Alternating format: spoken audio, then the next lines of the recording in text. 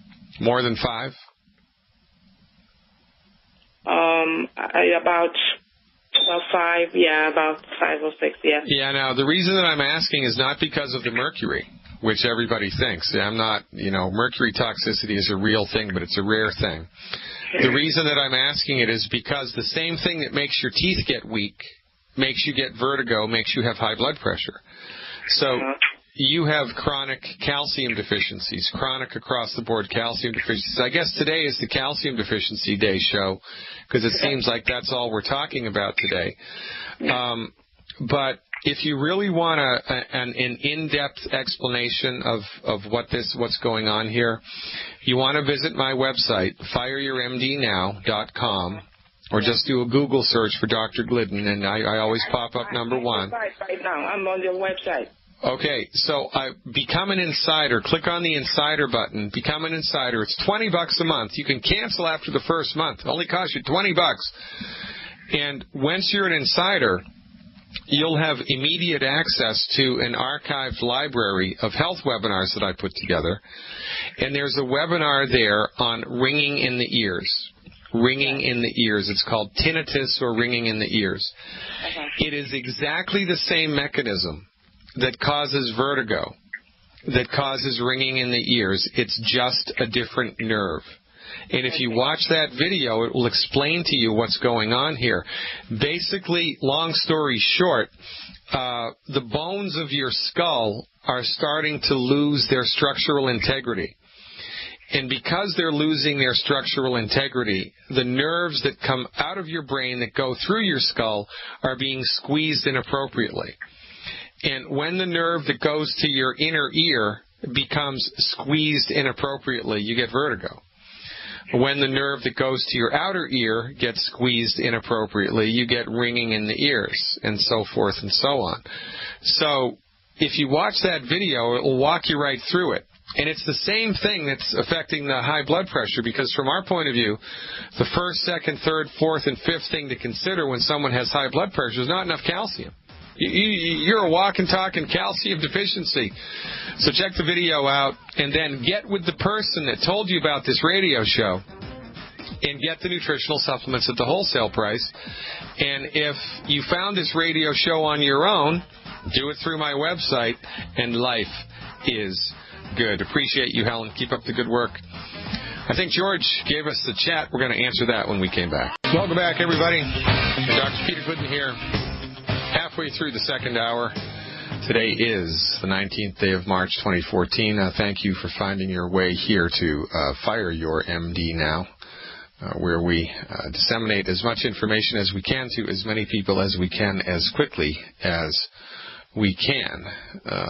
David from Canada is up next with a question about diabetes. Hey, David, thanks for the phone call. You are live. Hi, Dr. Glidden. By the way, when you were talking about sleep the other week, you spoke about some breathing exercises which will help. Yeah. Anyway, I have, there's diabetes, peripheral neuropathy. I just recently had a stroke, about 3 months ago. I'm doing blood pressure pills, which cause a rash. And I'm doing two blood sugar packs a month with, for each one I'm doing an extra Ultimate EFA Plus. I'm doing Ultimate Daily. I'm doing NeuroLive, and I'm doing 4 seleniums. How much do you weigh? About 190. How long ago did you have the stroke? That was early September. Okay, for the next 4 weeks, David, I'd like you to, only for 4 weeks, I'd like you to do 12 selenium a day. Everything that you're, 12. That's what I'm doing. You're doing 12 selenium a day? I thought you said 4 a day. Oh, no, I'm sorry. I'm doing... 4 bottles a month. I'm doing 4 good. At a time, 3 times a day. All right, perfect. And that's perfect. Now, the $1 million question here, right, is have you eliminated the 10 bad foods? Yes. I did that, much to a lot of people's... I know, right? A lot of people are unhappy about that. Ain't that just the way of the world, though? I mean, isn't that just the way of the world? People are funny, aren't they? Oh, and by the way, this blood pressure stuff that caused a rash, they sent me to a dermatologist then, and, and they did the biopsy thing, and they said, probable medical reaction. Thank you very much. And so they changed it, and now I got a different reaction. But anyway. Yeah, well, I mean, that's the way that it goes, right? Because, and from the proper perspective, everything makes sense. The human body is this giant, complex, interconnected system of gears inside levers inside gears, right? And it's a giant machine, completely interconnected, holistic, and everything affects everything all the time. Into this giant machine, the MDs throw wrenches. They just throw wrenches. That's all that they do. So, it's gonna mess it up. And that's what a side effect is. It's when you intervene in this complex, beautiful, organic, holistic, interconnected system with a synthetic man-made drug, the intention of which is to push a biochemical pathway this way. Well, when you're inside of this big machine and you're pushing one gear one way, there's going to be a reciprocating action, an equal and opposite reaction in another direction. Going to strip some gears. Yeah, and so that's what is happening to you, man. So the only thing that you need to do here, David, is give the program more time. You have to just give the program more time. You have to trust. I've only been doing it for, this is my 4th, 5th day. Started last Friday. Well, okay, and so far so good. I mean, no diarrhea, no upset stomach, no, you haven't grown an 11th finger yet, right? Oh, no. Nothing like that. Everything is just fine. Okay, great. Well, I appreciate you. You just need to hang out and give the program more time. You're going to love how you feel. Give me a call back every 2 weeks, more or less. Give me a call back every 2 weeks. You know what would be a good way to do that? Call me on the new moon, call me on the full moon, more or less. Call me on the new moon, call me on the full moon with a report, because you're brand new to this and you've got a boatload of things going on. I would love to share your experience with the Longevity Nation live right here on the air. So give me a call back on the new moon and on the full moon, and I will look forward to it. Thank you so much. Alaric from Texas is up next. He called in yesterday with an issue. Hey, Alaric, thanks for the call back. You are live. Yes, sir. Thank you for taking my call. I was making some inquiries about that, the urologist, and they are all wanting tests. My question is, should I get tests independent of them? Well, I guess no. The better question is, right, which tests are they going to recommend? And we have to be very careful now. And because they said TSA and a prostate test, examination. Well, your problem is with the testicle. What the hell do they want to look at that for? I'll tell you why they want to look at that. Because it's the end of the month. It's the last half of the month. And it's a business. I mean, there's nothing wrong with having a business. Nothing wrong with making money. Nothing wrong with money. But it's a business. Medicine is a business. So when you see an MD after the 15th of the month, they're more inclined to do unnecessary testing because they have to meet a certain quota in order to still be able to refer to the hospital that they work for. So, it's a sticky wicket. I would refuse anything, Alaric, that's not specifically addressing the testicle issue. I mean, that's your problem. You don't need to have a lung x-ray. You don't need to have a prostate exam. You don't need to have all of this other nonsense. You need someone to tell you what the heck the lump in the testicle is. Thank you very much. And they need to do that in a way that's non-invasive. You don't need to refuse a CT scan, refuse an MRI. And this is why I'm saying your best chance is to find a urologist or someone who specializes in, this part of your body, who's over 60 years of age, who's just going to give you the straight skinny, and I looked, and one of them was as a specialist. He only would take referrals. Now I found someone else that I can just make an appointment, but then they might ask for a TSA, a prostate test, la la la la la la. Well, all right. Okay. So you say no. Just no. I'm not going to do that. No. The answer is no. I'm here for the testicle. You need to tell me what's going on. We're not going to do any of this other nonsense. You're going to give me a test specific for the testicle, and if you don't, I'm leaving. I mean, they can't force you to do anything. People are intimidated by the medical doctor, and God only knows why. I mean, honestly, one of the reasons that they set offices up the way that they do, and the whole look and feel of the doctor's office, is the intention of that is to make you feel intimidated. It is. There's a design to it. They do it on purpose that way, to make you feel intimidated. Don't be intimidated. You tell them what you want to have them do, and if they don't do it, you turn around and leave and forget the copay because, they haven't taken care of you. Quite frankly. Don't pay them first, then.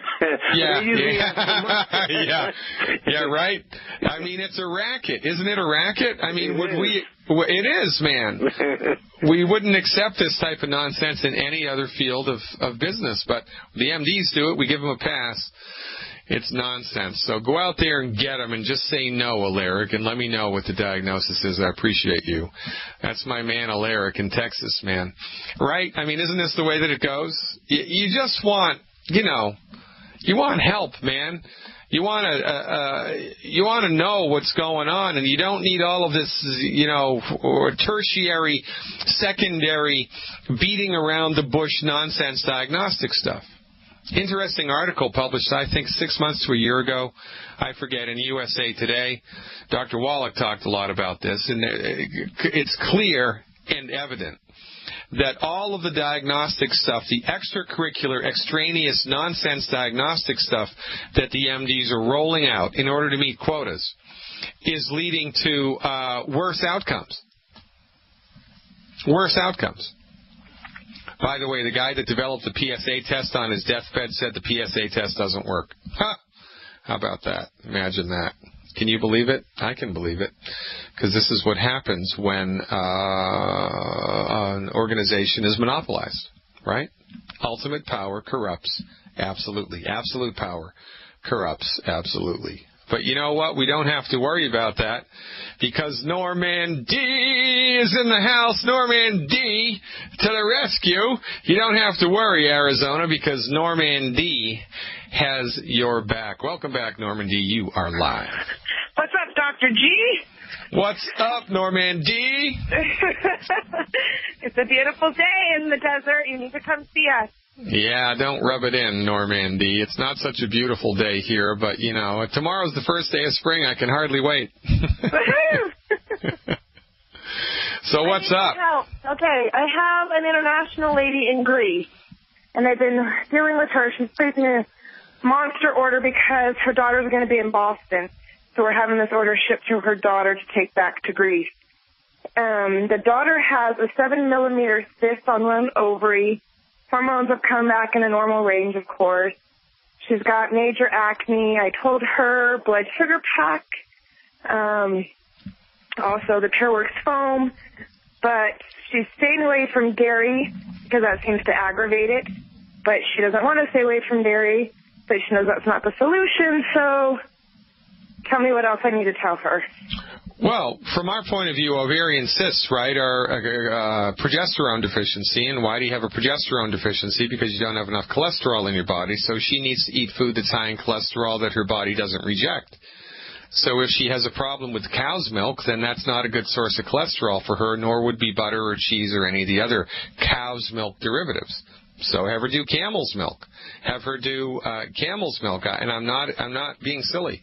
They actually sell camel's milk. How about that? Sheep's milk, goat's milk, or eggs, right? chicken with the skin, turkey with the skin, meat cooked rare, or hamburger rare or medium rare. Cholesterol. Just avoid the stuff that upsets her system that is high in cholesterol. There's a million ways to get cholesterol into your body, number one. Number two, she needs the HGH Youth Complex in order to bolster her hormone production ability, the HGH Youth Complex. And this, of course, would be the icing on the cake of the 90 essential nutrients in whatever healthy pack is appropriate. So is there anything else going on? Does she have a blood sugar issue? Well, the acne on her face, which tells me blood sugar issue. Yeah, okay. So give her the healthy blood sugar pack, selenium, HGH Youth Complex, and a diet that's high in cholesterol. That's an excellent place to start. And you can also give her... there's nothing extracurricular. What about the RTQ? Well, you could do that. I mean, you could give her, the Immortalium. You could give her the Triple Treat Chocolate. You could give her the Z-Radical. There's a million things you can add on, but, why? If there was one extra thing that I would, add on in this program, it'd be the Immortalium. Give her the Immortalium. We don't talk about that enough. It's a brand new product, but there's so much bang for your buck in that product. I take it every day as just a preventive thing. So if you want to add anything on, that's what I would do. Tell her to expect a miracle. She should expect slow and steady improvement every 2 weeks, because that's how we roll. Keep up the good work, Norman D. Stick around, folks. We're back. Finishing out today's show. My, oh my, how time flies when you're having fun. March 19th, 2014. Ken from Georgia is up next with a question about weight loss. Let's get right to it. Hey, Ken, what's up? Hello, Dr. Glidden. I have a customer, and he's on the Healthy Start Pack, and then, of course, it's been raining down here. And he contracted some type of a cold, and he seemed to think it could have been related to the supplements. But yeah, that's like thinking, beer or wine or food can give you a head cold. It's nonsense. You can't do it. Okay. Well, then it was just something I'd heard before. It's probably a medical myth, but is there any truth to the fact that, like, say because I know you've addressed this in light of, fat in your body storing toxins, but is there any truth to, say if you have some latent illness, problem with toxins, or maybe even some latent, I don't know if a virus can be latent, but then let's say you lose weight and you start some good healthy living in contrast to what you were doing before. Is there any truth to the fact that your body would want to expunge whatever toxin had been in your body? Oh, no, that's a great question. That's referred to, what you're referring to is called a healing crisis. Now, healing crisis is a real thing, but that's different than what you're talking about. What you're talking about is an entirely different metabolic process, and it's important to understand because you're absolutely right. We're exposed to lots and lots and lots of nasty crap in the air, in the food, in the water, and it accumulates in the body if the body can't get rid of it. Oftentimes the body can't get rid of it efficiently because the body needs nutrients to get rid of that stuff. The body doesn't have all of the nutrients that it needs all of the time. So when crap gets through the liver, because the liver can't deal with it because it's undernutrified, the body will sequester it into fatty tissue, and there it sits. Now you go on a weight loss program, whether it's a mild, moderate, or aggressive weight loss program. What do? You burn fat. Well, what happens when you burn fat? The toxic stuff that was in the fat gets released back into the bloodstream. Well, what happens then? It goes through the bloodstream, goes into the liver. The liver tries to deconstruct it and detoxify it, but it doesn't have the nutrition necessary to do that. So now you have an active toxin present in the bloodstream again, and it's going to create symptoms. It's like stirring up a hornet's nest. Going on a weight loss program, especially an aggressive weight loss program, without being completely nutrified, is like stirring up a hornet's nest. Any number of things can happen and often will. Now, this is separate and distinct from a healing crisis. A healing crisis is your body's immune system kicks up into high gear because all of a sudden your body has the chutzpah, it has the resources, it has the stuff, it has the right stuff to finally get rid of crap or get rid of stuff that's been gumming up the works. And so it will induce a fever, it will induce an increased blood pressure, it will induce the release of prostaglandin, it will induce any manner of biochemical reactions, the intention of which is to clean house. That's a different reaction than what happens if you lose weight and then get sick. If you lose weight and then get sick, it's because your body doesn't have the nutrients necessary to take care of the job. There was an interesting thing that I read when I was in medical school. There was a dentist in Florida who went out and mowed his lawn, and he keeled over and died of a heart attack. And they figured out that a couple days before he mowed the lawn, they came with that chemical stuff and they put it all over the lawn to kill the weeds. And he had some type of surgical procedure done or dental procedure done, and he was taking a lot of acetaminophen. He was taking a lot of Tylenol.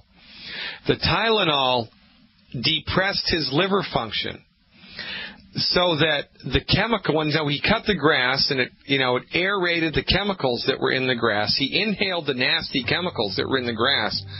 They went into his liver, and normally his liver would have been able to detoxify it, to rip it apart and keep him safe. But because he had so much Tylenol in his bloodstream, the liver was suppressed. The chemicals snuck through the liver, got into his bloodstream, and gave him a heart attack. That's an extreme example of what's happening to people who lose weight without proper nutrification. Remember our motto, first we nutrify, and then we detoxify. First we nutrify, and then we detoxify. Great question, Ken. I appreciate you.